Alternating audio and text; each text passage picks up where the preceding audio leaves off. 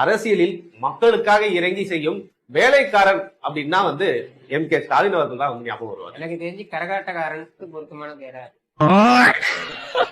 சரி, இப்ப வேற ஒன்றத்துல வர்றாரு. கட்டுமரம் கடல்லே தூக்கி போட்டாலும் கட்டுமரமா பாத்தீங்கன்னா தந்தை மக்களுக்காக உழைச்சாரு.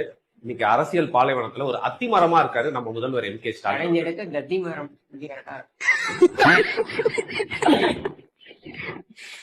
அத்தி மரம் இருக்கலாம், தத்தி மரம் இருக்கக்கூடாது.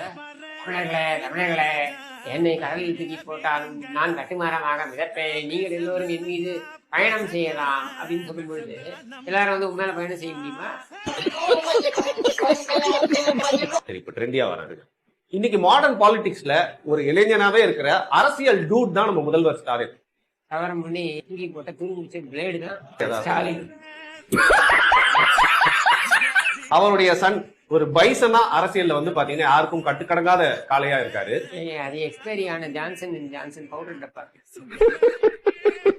நல்லா எழுதி வச்சுட்டு வந்திருக்கீங்க போல. சொல்றாங்க எல்லாம் எனக்கு படிக்க வேற படிக்கணுமா?